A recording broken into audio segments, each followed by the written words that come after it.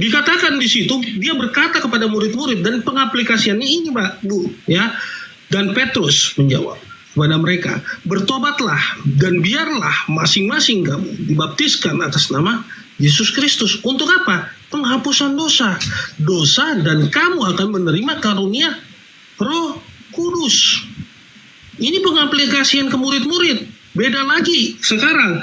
Di dalam kekristenan banyak sekarang ya pengaplikasiannya berbeda, Bu. Saya ambil. Ibu menggunakan Bapa, Putra, dan Roh Kudus di dalam gereja Ibu GKI. Berbeda dengan GKI. Kenapa GKI menggunakan nama Bapa, Putra, dan Roh Kudus dalam nama Yesus Kristus? Ingat, GBI. Ya, saya nanti bukain liturginya GBI. Gereja Betel Indonesia.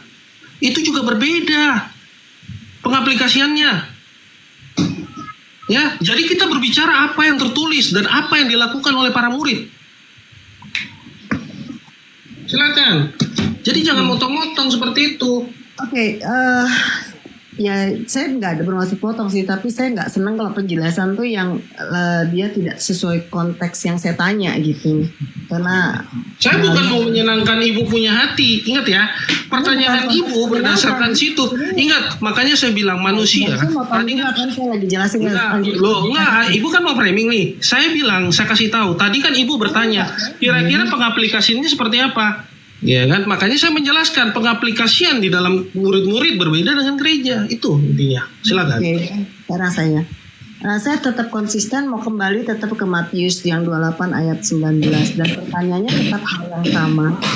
Apakah jemaat Anda di gereja Anda dalam pembaptisan merujuk kepada Matius 28 ayat 19 itu, di mana baptislah dalam nama Bapa, Putra, dan Roh Kudus? Itu saja pertanyaannya sih. Oke, sudah. Saya sudah katakan tidak di dalam Bapa, Putra, dan Roh Kudus nama Yeshua HaMashiach. Itu jawabannya tidak ya Pak?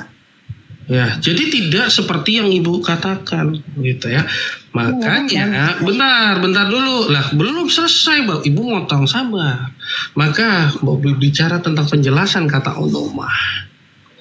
Ya, nah ini saya jelasin sama ibu yang di dalam pemahaman gereja. Ya, pemahaman gereja. Matius 28 ayat 19 ya kan, dikatakan Bapa, Anak, Roh Kudus, yang bukan berarti ada 3 oknum, ada 3 Allah yang dikatakan selalu seperti itu. Menggunakan kata onoma. Matius 28 dikatakan ya kan, porentes on matestetate pante ta tente baptisontes auteos es to onoma. Onoma ya, to patros kai to huyo kai to hagio pneumatos. Dikatakan bahwa ini tunggal. Jadi kalau ibu bilang nama, seharusnya di situ adalah nama. Kekristenan mengenal satu nama. Kekristenan berbicara dari ketiga dikatakan ini, maka dikenal nama Yeshua HaMashiach. Di dalam nama Yeshua HaMashiach, maka ada nama Yud-Heh-Vav-He, menyelamatkan. Yud-Heh-Vav-He Yasa. Ini spesifik Bu, ya, tidak mungkin hanya katanya berdasarkan modal gereja, ya kan? Nah dituliskan kenapa? Them in the name, ya, adalah kata nama tunggal. Siapa? Yang ini doktrin nama yang dikatakan Bapa, Anak, dan Roh Kudus mengacu kepada Yeshua HaMashiach atau Yeshua, Yesus Kristus. Ini bukunya adalah Tritunggal. Lanjut. Oke, berarti pertanyaannya tadi dijawab bahwa tidak dibaptis dalam nama Bapa, Putra, dan Roh Kudus gitu ya. Karena saya berpikiran bahwa Alkitab ini sudah sangat jelas, jadi tidak perlu ditafsir ataupun diinterpretasikan lagi oleh hamba ataupun manusia atau siapapun. Pertanyaan saya tentang kenapa Anda tidak bukan maksudnya kenapa saya bertanya apakah jemaat Anda dibaptis dalam nama Bapa, Putra, dan Roh Kudus, dan Anda menjawab tidak. Bagi saya itu sudah sudah Tidak. Sudah bilang. Tunggu bentar, jangan dipotong, jangan dipotong. Jangan dipotong, diam semua. Iya. Sebenarnya 1 Yohanes 2 ayat 22 dan akan Jangan terjadi pindah dulu, paradoks. jangan pindah di situ dulu di Matius itu. Saya belum pindah. Saya tetap akan fokus. Lihat aja nanti. Saya akan buat ibu nanti bingung. Kenapa di Matius 28 ayat 19? Lihat nanti ya. Saya mau tahu nanti pemahaman ibu. Ibu bilang di situ emangnya gereja ibu bilang Bapa itu nama, anak itu nama, Roh Kudus itu nama. Coba jelasin sama saya, Bu. Ada nggak bisa? Ada nggak gereja satu siapa bilang nama Bapak? Ayo, siapa nama Bapak? Bapak itu apa, Bu? Bukan nama, Bu. Ibu belajar dari mana? Gereja mana, Ibu? Ibu bilang saya telepon sinodenya. Tunggu. Bentar. Ibu tadi di mana gerejanya? Saya mic-nya udah diambil. Kayak gimana, Bu? Saya telepon. Saya potong nggak boleh. Enggak, udah. Sekarang gini, sudah langsung to the point. Saya kan mau to the point. Bapak itu kan nama. Tadi kan Ibu bilang mungkin Jawab, masih porsi saya. bentar. Tadi kan Ibu sudah mensimpulkan bahwa di gereja saya Kan belum, kan saya masih bilang kamu masih potong. bentar sabar. Nah, Ibu bilang, dengerin saya tadi ya. Sabar, orang masih saya yang harus jawab. Tunggu dulu bentar. Tadi kan Ibu sudah ngomong sama saya. Ibu Pak Kris gerejanya tidak menggunakan nama Bapa, Putra dan Roh Kudus. Sekarang kita lagi ngomong Matius 28 ayat 8. Oke, saya lihat ya. Ibu nanti habis itu jawab ya. Di mana gereja Ibu bilang Bapa, anak itu nama? Pertanyaan. Ya udah, saya kan cuma mau tahu apakah di gereja Anda ternyata jawabannya tidak dengan nama Bapa, Putra dan Roh Kudus. Ya sudah. Kan gitu. Nanti dulu dong, mix saya dulu dong. Izinkan saya untuk menyimpulkan apa yang saya peroleh. Oke, saya jawab ya, Bu. Kok jadi menyimpulkan? Ibu nggak berhak menyimpulkan di sini. Saya dibaptiskan dalam nama, Bu. Saya dibaptiskan di dalam nama Bapa Yahweh, Yeshua HaMashiach dan Ruach HaKodes. Jelas? Lanjut. Jadi Ya, silakan. dikulitin, ngapain dikulitin? Mereka framing tuh, oke. Ya, jadi gini, ketika Anda memang tidak dibaptis dalam nama Bapa, Putra dan Roh Kudus, bagi saya itu adalah hal yang sangat fundamental. Jadi tidak ada gunanya lagi berdebat, gitu. Karena berarti secara fundamental Anda menolak Tritunggal ataupun Trinitas. Oke, tanya namanya dulu. Tanya namanya. Oke, sekarang. Oke. Karena sekarang saya Bu, begini. Senja, diam dulu. Sekarang begini, Bu. Saya sudah terserah Ibu mau bilang apa sama saya. Sekarang Bapak itu nggak ada bilang apa, cuman saya bilang kita berbeda fundamental, ya sudah kan selesai. apa fundamental? Apanya fundamental, Bu? Ibu tahu bahasa fundamental itu apa, Bu? Fundamental itu apa? Apa arti fundamental? Apa fundamental, Bu? Pertanyaan receh, brother. Kasihan kamu Bukan, nanya. saya lagi nggak bicara. Bu, fundamental itu apa, Bu? Udah. Itu doang, Bu. Itu doang. Waduh, lari. Nama bapaknya nggak tahu. Bu, mending gini, Bu Inep ya. Aku kasih tahu ya. Kalau mau diskusi sama, minimal gurunya panggil ke sini nih. Ya bicara tentang tekstual, berbicara. Ngapain lagi nganggil kau guru?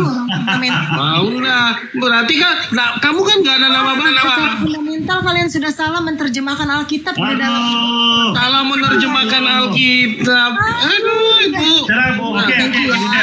Bu Winep. Semoga kalian sehat-sehat Siapa nama dan Bapak, Bu Winep? makin banyak yang Bu Winep, siapa nama Bapak? kalian ya. Nggak berani sih ya, nggak berani jawab. Bu Winep, siapa nama Bapak? Coba jawab sekarang. Sudah. Nama bapak. Thank you Siapa so much. Namanya ya sudah, dibilang namanya Saya sudah. tidak meladeni yang Bu Winep, jangan dulu, Bu. Saya mau tanya sama kamu, siapa nama Bapak? Jawab. kamu nggak usah bertanya yang kayak gitu-gitu. Kalau kamu mau. Karena Bu Winep nggak tahu siapa nama Bapak.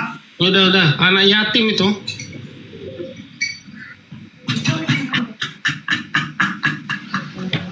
Halo. Ibu di Komali Ibu aja lah, sudahlah. Ibu di Komali Ibu aja. Ya, kalau sama kita minimal gurunya aja yang datang. Kau cari tahu dulu nama bapak ibu siapa. Kau cari tahu dulu, baru kamu sini. Bentar Pak Tom. Setidaknya gini ya, Pak Bu. Setidaknya kalau naik ke atas itu bau otak lah gitu. Tidak, gini loh. Aku lucunya gini. Gerejanya bilang bahwa Bapak itu nama, Berarti kan di dalam nama Bapa, Putra dan Roh Kudus. Dia nggak tahu bahwa nanti ditanya sama kalau Kristen seperti ini, nanti dia bilang Bapa gelar, anak juga gelar, ya kan? Nanti nggak tahu yang mana ini namanya. Nah, terus Roh Kudus itu gelar atau nama? Nah, nama apa bukan? Nah itu dia nggak tahu Ruach HaKodes itu apa. Aduh, hancur lah. Mungkin dibaptis atas nama gelar. Ya, Dibaptis dalam nama gelar, mungkin begitu. Ya, betul. Makanya gue bilang, berikan Soekarno pernah bilang gini, berikan aku 10 pemuda akan kuguncang dunia. Baru ku balas, berikan aku 10 tungtung akan kutempelin mulut mereka semua. Makanya gini, jangan naik ke sini ya, naik ke sini jangan bawa doktrin ya. Jangan pernah bawa doktrin sini. Ku tampar kalian semua. Saya di sini tidak bicara doktrin, saya berbicara tentang kata Allah yang ada di terjemahan LAI. Oke? Dia nggak tahu kalau mau bicara doktrin sama saya. Kau panggil Unitarian, kau panggil siapa semua di sini diskusi sama saya. Kalau nggak kau putar-putar Makanya gue mereka. bilang, setidaknya kalau naik ke atas itu bawa otak lah, gitu loh. Masa Nggak lagi-lagi saya naik ke roomnya Pak Andrew, nggak mau lagi saya. Disesatkan bang, ya disesatkan bang. Sorry bang. Bagaimana? Tobat, ampun deh Pak Andrew. Ya salam sama damai sejahtera bang. Shalom. Iya shalom. Bang boleh tanya gak Ini bang? Kristen. Selamat siang. Ya. Kristen bang. Kasihnya dia belum. Kristen. Ya. Oke, berapa ambil alih? Selamat hari Minggu. Hari Minggu bang. Selamat hari Minggu. Aldi lu galak-galak ngomong ke neraka lu ya. Lanjut. Menurut Bang Batu lah kira-kira ya. Dia mau nanya. Saya mau Gas. Ya udah. Oke, Yang diajak ngomong tadi, makanya dengar dulu orang. Bang Batu aja dulu ya. Tapi oke, silakan. Oh iya. Bang saya mau tanya nih. Di Kisah Rasul 20 ayat 35. Apa bunyinya Bang? Dalam segala sesuatu telah kuberikan contoh kepada kamu bahwa dengan bekerja demikian kita harus membantu orang-orang yang lemah dan harus mengingat perkataan Tuhan Yesus, sebab Ia sendiri telah mengatakan adalah lebih berbahagia memberi daripada menerima. Itu di mana ya perkataan Tuhan Yesus di Matius, Markus, Lukas dan Yohanes? Kata-kata Kisah para Rasul berapa? Kisah para Rasul 20-35.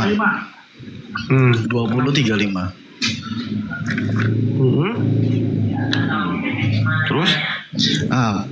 Ini kan Tuhan Yesus kan berkata adalah lebih berbahagia memberi daripada menerima. Di mana ya ayatnya? Kalau boleh tahu di Matius, Markus, Lukas dan Yohanes. Oh, tinggal buka aplikasinya lu ada. Bentar. Oh, dia mau tanya ayatnya itu. Sebentar tadi berapa? Kisah para Rasul. Lebih banyak apa? Lebih banyak memberi ya? Iya. Kisah Rasul 20 ayat 35. Jangan cari aja di Google aja sih Pak. Tunggu aku cariin deh.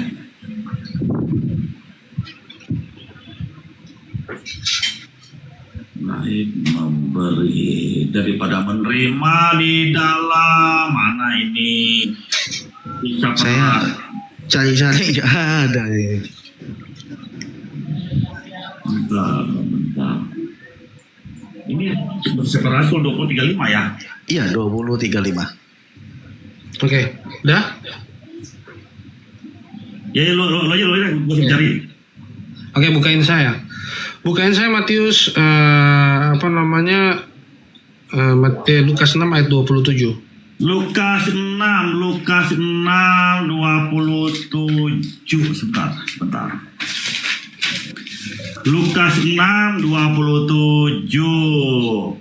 Di situ dikatakan, namun aku berkata kepadamu yang sedang mendengarkan, kasihilah musuh-musuhmu, berbuat baiklah terhadap mereka yang membenci kamu. Lukas 6 ayat 27. Ya 27. Lukas 6 27. Kan dikatakan berilah kepada setiap yang meminta kepadamu. Kau bagaimana kau ini? Memang kurang ajar kau Chris. Memanglah kau tendang juga lo. Ini kan Lukas 6 ayat 27 kan? Namun aku berkata kepadamu yang sedang mendengarkan, kasihlah musuh-musuhmu, berbuat baiklah terhadap mereka yang membenci kamu. Dengan Kisah Para Rasul 20 ayat 35 kan dikatakan berbagai memberi dan daripada menerima. Seharusnya mana ya? Tunggu sorry gue salah baca kayaknya ya. Oh ini 30 sorry. Memanglah. Dan kepada setiap orang yang memintai kamu, berikanlah, dan janganlah meminta kembali dari orang yang mengambil kepunyaanmu. Nah, jadi di situ dikatakan lebih baik memberi, ya kan? Nah, jadi tidak semua yang dikatakan, misalnya dikatakan beberapa kata di situ berbahagialah, ya kan? Itu yang beda, cuma itu yang beda, ya kan? Seperti itu, bro. Oh gitu. Ada lagi kah ayatnya supaya ada penguat? Jadi di ayat 32-nya juga sebenarnya lanjutannya masih panjang ya. 30, 31, 32 karena dirangkum jadi satu, ya kan, mengasihi itu sebenarnya ada di ayat 32-nya gitu Pak Dade. Ayat 32. Ya. 32 ya. Jika kamu mengasihi orang yang mengasihi kamu, anugerah apakah yang ada padamu? Sebab orang-orang berdosa pun mengasihi orang-orang yang mengasihi mereka. Berarti kan si ayat ini. Dari 30 sampai dan jika kamu berbuat baik terhadap orang yang berbuat baik kepadamu, siapa juga bohong kan? Anugerah apakah yang ada padamu? Sebab orang-orang berdosa pun melakukannya. Dan jika kamu meminjamkan sesuatu yang daripadanya kamu berharap untuk menerima sesuatu, anugerah apakah yang ada padamu? Sebab orang-orang berdosa pun meminjamkan kepada orang-orang berdosa, supaya mereka dapat menerima kembali sebanyak itu. Namun, kasihlah musuh-musuhmu dan berbuat baiklah, serta pinjamkanlah dengan tidak mengharapkan balasan apapun, dan upahmu akan besar, dan kamu akan menjadi anak-anak yang maha tinggi, karena dia tetap baik terhadap orang-orang yang tidak tahu berterima kasih dan yang jahat. Seperti itu, bro. Anak senja demen ayat ini nih, gue tabok lu anak senja. Anak senja demen ayat ini nih, demen ya. Sebab itu hendaklah kamu bermurah hati, sama seperti bapamu juga bermurah hati. Jangan ketawa lu anak senja ya, gue tabok kau anak senja. Seperti itu, bro. Jadi biasa banyak orang juga, ada juga sih di mana ya? Gue lupa. Gue pernah bahas ini sama Nathan ya. Di Matius berapa 5 ayat 40-an, gue nggak salah, itu juga ada. Tapi yang dikutip lebih apa namanya, mendekati itu yang dikutip, tapi dirangkum secara misalnya nih, Pak Andrew jelasin sama saya seperti tadi panjangnya, saya rangkum, oh iya lebih baik kamu memberi, seperti itu, ya kan? Dirangkum. Oh gitu ya. Jadi di Lukas 6 ya. Ya, seperti itu. Ada satu lagi. Yuk silakan. Saya mau tanya juga di Wahyu 20 ayat 12. Aku bunyinya Pak. Bunyinya gini. Bukan dulu. Wahyu 20 ayat 12. Iya. Oke, saya bacain ya. Dan aku melihat mereka yang mati, kecil dan besar, yang berdiri di hadapan Elohim, dan dibukalah 20 ayat 12 oh iya. Benar, 12. Dan dibukalah gulungan kitab, juga dibuka gulungan kitab yang lain, yang adalah kitab kehidupan. Dan mereka yang mati dihakimi dari apa yang tertulis dalam gulungan kitab itu, sesuai dengan perbuatan-perbuatan mereka. Oke. Kenapa itu, Bang? Ini kan ada kitab-kitab lain dari kitab kehidupan. Kitab apa lagi ya? Ya, Daniel 12 ayat 2 sampai 13. Daniel 12 ayat 2 ya. Iya, di Daniel kayaknya. Ya, itu soalnya Wahyu itu berkaitan dengan kitab Daniel. Oh gitu, iya. Makasih dapat pengetahuan lagi nih. Makasih ya Bang ya. Iya. Dapat belajar banyak ini. Aduh, mana sih Daniel? Daniel itu Perjanjian lama, perjanjian lama. Tahu, cuma kok nggak ada ininya. si Daniel lagi di Komal orang. Hah? Lagi di Komal orang Bang Daniel. Oh, Yehezkiel. Oke. Setelah Yehezkiel. Daniel berapa? 12 ayat 2. Daniel 12 ayat 2. Sabar, orang senja, gue tabuk juga lo. Daniel 12 ayat 2. Oke, Daniel 12 ayat 2. Dan banyak di antara orang-orang itu yang tertidur di dalam debu tanah akan bangun. Sebagian untuk mendapat hidup yang kekal, sebagian untuk menjadi malu dan kejijikan yang kekal. Lanjut. Dan Dari satu pada waktu itu muncul Mikael nih, pemimpin yang besar. Sampai ada kitab itu dia bilang, kitab apa itu dia bilang? Pada waktu itu akan muncul Mikael, pemimpin besar yang akan mendampingi anak-anak bangsamu, dan akan ada suatu masa kesusahan yang besar, seperti yang belum pernah terjadi sejak bangsa-bangsa ada sampai pada waktu itu. Dan pada waktu itu bangsamu akan dibebaskan, yakni semua orang yang akan didapati namanya tertulis di dalam kitab itu. Dan banyak di antara orang-orang itu yang tidur di dalam debu tanah akan bangun. Sebagian untuk mendapat hidup yang kekal, sebagian untuk menjadi malu dan kejijikan yang kekal. Dan orang-orang yang bijaksana akan bercahaya bagaikan cahaya cakrawala. Mereka akan menuntun banyak orang kepada kebenaran seperti bintang-bintang selama-lamanya. Sama nggak ditulis ada kitab di situ? Tapi ada. pasti Bang Matu Baja ini masih bingung kitab apa kan? Betul. Iya, ini cuma kitab itu aja. Oke. Gak ada kitab apa gitu. Ini kan enggak, saya sebenarnya bukan ke situ dulu. Kenapa saya bacakan di Daniel? Di situ dikatakan Mikael pada saat itu membawa ini, ya kan, tentang orang-orang yang hidup, siapa saja yang menyembah itu kan tadi di situ kan. Iya. Kita cari tahu nih di kitab apa sebenarnya. Wahyu 3 ayat 5 dengan Wahyu 13 ayat 8. Habis Wahyu ini 3 Wahyu 3 ayat ayat 5.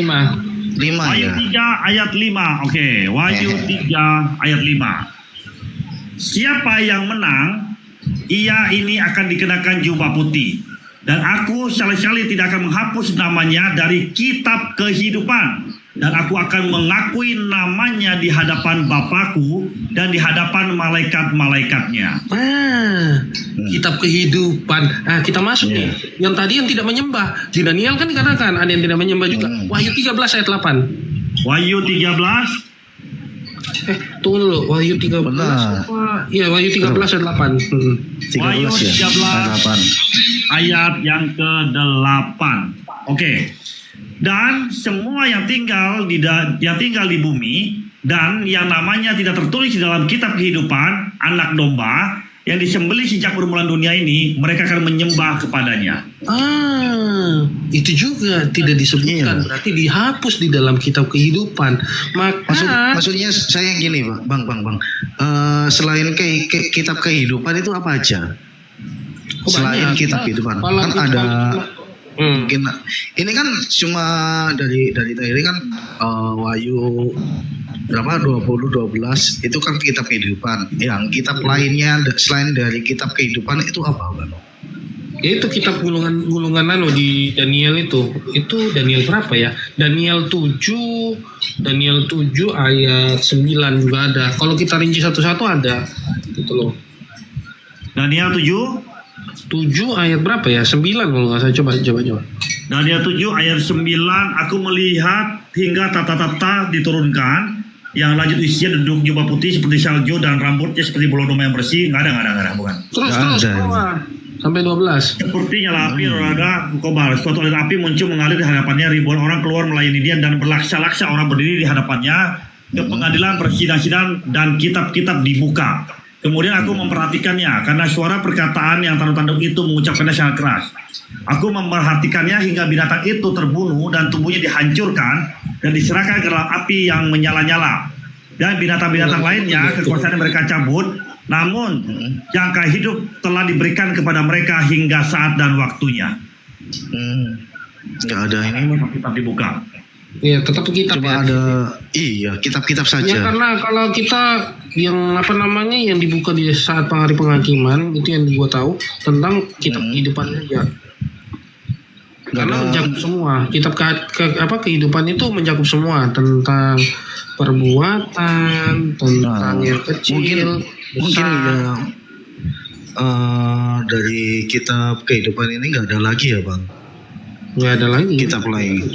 Nah ini di buku kan ada di Daniel berapa ini tadi 7 ayat 10. Lalu diduduklah majelis pengadilan dan dibukakan kitab-kitab. Iya. Tua. Dan dibukakanlah kitab-kitab. Piye. Nah, secara apa namanya tertulis di kitab-kitab, tapi kan jangan kita bayangkan bahwa kitab-kitabnya ini banyak. Atau kitab-kitab Taurat atau kitab Mazmur kah? Nggak akan ada lagi. Tapi yang paling fundamental di situ, yang paling dasarnya itu kitab kehidupan seperti itu. Gitu ya. Oh iya. Oh kita balik lagi ya tentang tadi si Ibu Winef yang tentang pembaptisan tadi ya. Wah, oke bang, terima kasih ya. Saya tuh. Oke. Ya, Tuhan Yesus memberkati. Sama-sama. Shalom. Shalom. Nah kalau tadi yang soal pembaptisan, aku pengen tanya tadi tuh masih dia tuh.